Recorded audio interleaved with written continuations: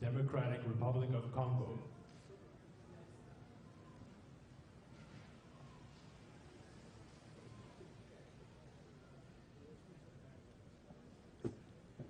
His Excellency Joseph Kabila Kabange, President of the Democratic Republic of the Congo.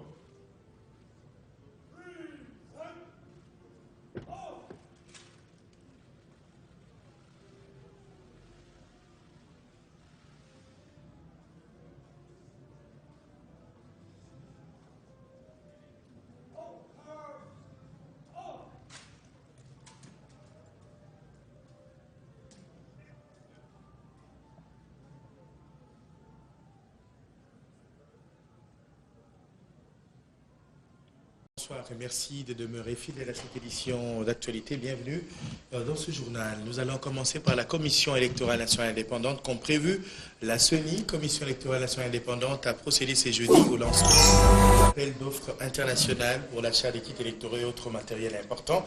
C'est le président de la CENI, Corneille Nangaa, qui a présidé cette cérémonie. Les détails dans nos prochaines éditions d'actualité. Et après la publication hier par la CENI du calendrier pour les élections des gouverneurs et vice-gouverneurs, il y a une question qui est restée en suspens. Ces gouverneurs qui seront élus auront-ils un mandat qui durera combien de temps? C'est ça la grande question. Et quand les élections des députés provinciaux seront organisées, qu'adviendra-t-il des gouverneurs élus de 21 nouvelles provinces? Tant des questions restées sans réponse auxquelles le rapporteur de la CENI a répondu aujourd'hui. Arline Bondo, Timothée Piamboula.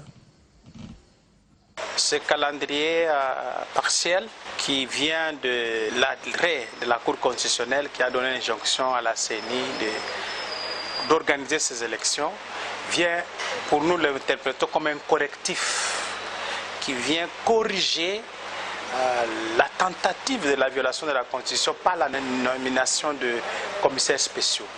Donc ce calendrier vient corriger et nous remet sur les textes légaux de la République, où on doit voir les gouverneurs à la tête des provinces. La deuxième chose est une inquiétude.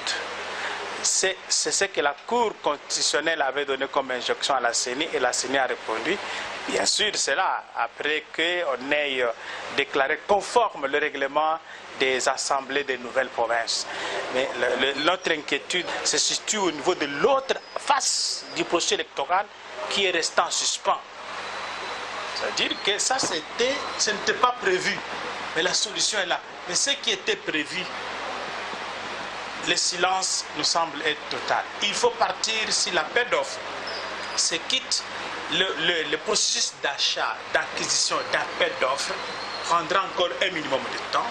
Le temps de passer les commandes prendra encore un autre minimum de temps.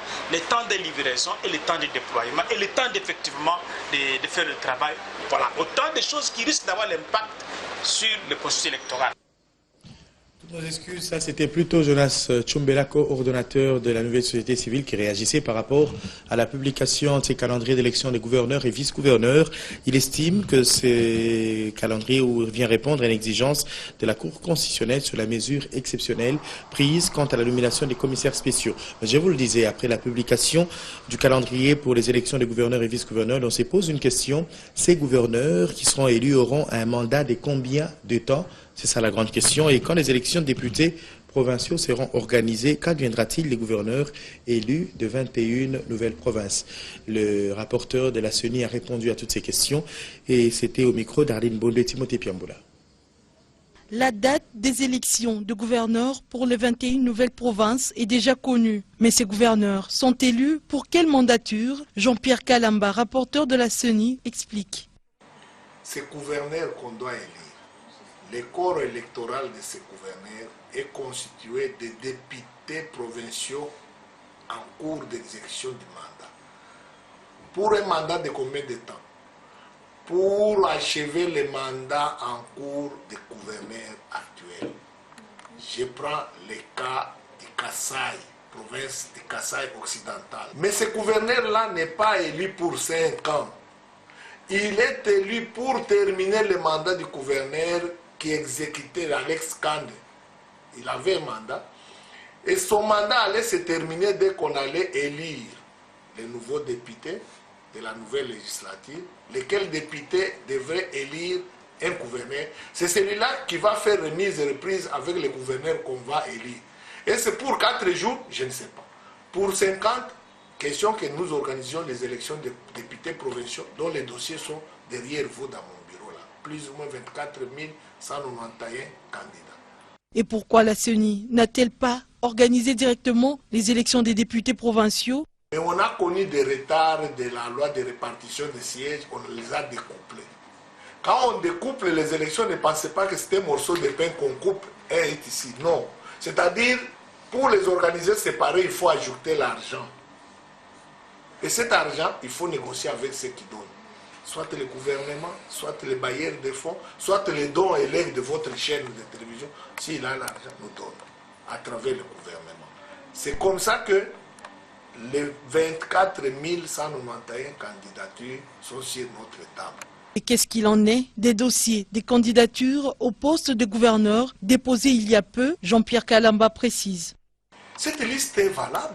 Ce que nous faisons n'est qu'une prolongation pour clôturer le dépôt qui était prolongé jusqu'à une certaine période.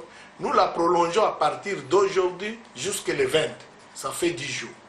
Du 20 à ceci, le calendrier vous sera donné. Et ces gens-là sont candidats, ils vont battre campagne le 26 mars. On va élire les nouveaux gouverneurs qui vont remplacer les commissaires spéciaux. Vous ne voulez plus que les commissaires spéciaux partent. Et le bureau de la Commission électorale nationale indépendante, représenté par son vice-président Norbert Bassenghezi, a tenu une séance de travail avec les partenaires techniques et financiers intervenant dans le processus électoral en République démocratique du Congo. Au menu, la sensibilisation de tous ces partenaires sur l'éducation civique et électorale. Bébé Diankoulou.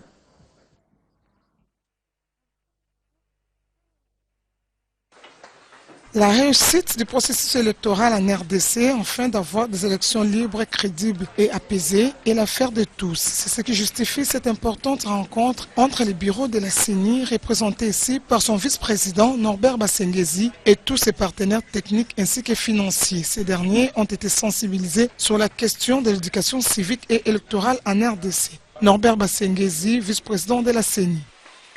Nous avons voulu réunir tous les partenaires en matière de financement, de l'éducation civique et électorale, en matière de sensibilisation. Il s'agit du PNID dans le cadre du projet ASEC, c'est-à-dire du programme d'appui au cycle électoral au Congo, de la MONUSCO, du Canada, de la France, de la Belgique, des États-Unis d'Amérique, de NDI et beaucoup d'autres. Parce qu'en 2005, si nous avons réussi à déployer le matériel, si nous avons réussi à imprimer tout le matériel de sensibilisation, si nous avons réussi à faire passer les messages, nous l'avons fait avec eux. Notez que la CENI entend par cet échange fructueux relatif au devoir civique voir ses partenaires faire large écho sur le processus électoral en RDC, notamment sur la révision du fichier électoral auprès de toutes les couches de population. Luanda, la capitale de la République angolaise, abrite depuis le 8 février dernier les travaux de la 8e session ordinaire du sommet des dirigeants de la CIRGL. Ce sont des travaux ministériels qui s'y déroulent au centre des échanges des chefs de la diplomatie de la région CIRGL, l'évaluation de la situation sécuritaire dans les Grands Lacs. Et c'est Raymond Tshibanda, ministre congolais des Affaires étrangères, qui conduit la délégation de la République démocratique du Congo. Elvis Ngwala. En ce sommet de la conférence internationale pour la région de Grands Lacs, il y a une participation active du ministre aux Affaires étrangères et de la coopération internationale, Raymond Tshibanda Ntunga Mulongo. C'est la réunion des ministres à Luanda. Cette rencontre est placée sous le thème « Accélérons la mise en œuvre effective du pacte et de ses protocoles pour une meilleure démocratie et stabilité dans la région des Grands Lacs ». Au centre des discussions des chefs de la diplomatie de la CIRGL, l'examen de la situation sécuritaire dans la région des Grands Lacs, l'adoption du rapport d'activité du secrétaire exécutif sortant, le professeur Mutumba Luaba et l'adoption du rapport sécuritaire des ministres de la Défense de la CRGL. Les ministres tablent aussi sur l'adoption du rapport des coordonnateurs nationaux et l'analyse des candidatures au poste du nouveau secrétaire exécutif de l'organisation. Pour ce faire, 4 pays sont dans la course. Il s'agit de la Zambie, le Kenya, le Soudan et le Sud-Soudan. Et voici une nouvelle qui a été annoncée jeudi soir. Le sommet de chefs d'État et de gouvernement de la CRGL, qui était prévu pour vendredi 12 février, a été reporté en mars 2016. Bien auparavant, dans une rencontre bilatérale, le chef de la diplomatie congolaise, Raymond Tshibanda, et son homologue angolais, Georges Chikoti, s'étaient entretenus dans le cadre des relations d'amitié et de coopération entre Kinshasa et Luanda. Les deux personnalités ont évoqué aussi les questions de la paix dans la région. Les experts des États membres du comité sous-régional Afrique centrale de l'Association des banques centrales africaines, ABCA en sigle, viennent de se réunir à Kinshasa. C'était du 8 au 10 janvier 2016 sous la présidence du gouverneur de la Banque centrale du Congo, Deogracias Mutombo. Ils ont proposé un délai pour le lancement de la monnaie unique africaine. Papi Baboui. Pendant près de 3 jours, les experts des États membres du comité sous-régional Afrique centrale de l'Association des banques centrales africaines ont évalué les critères de convergence en vue de proposer un délai pour le lancement de la monnaie unique africaine et de la banque commune. Sous la présidence de Deogracias Mutombo, gouverneur de la Banque centrale du Congo, la réunion de Kinshasa a permis aux délégués de se situer par rapport aux critères de convergence et de discuter des actions correctrices à mener afin d'accélérer la marche vers la monnaie unique africaine. Au total, c'est 11 critères. Au premier rang, on a des critères beaucoup plus importants. On a le taux d'inflation, on a le déficit par rapport au PIB, le niveau de déficit, les financements monétaires ou non et les réserves internationales. Et il y a les 7 autres critères qui sont le ratio de la dette sur PIB qui ne doit pas dépasser 70%. Il y a le ratio dépenses d'investissement sur recettes fiscales, la pression fiscale, il y a le taux d'intérêt réel positif. Nous venons de faire le point sur le respect par les 8 États de ces critères de convergence. Nous avons réalisé que des efforts restent encore à faire. Malheureusement, le constat est que le respect de ces critères par les États membres ne paraît pas stable. Ces travaux constituent donc une étape cruciale. Ils précèdent la réunion du bureau de l'Association des banques centrales africaines qui aura lieu au mois de mars prochain, au cours de laquelle cette sous-région Afrique centrale sera appelée à présenter l'état d'avancement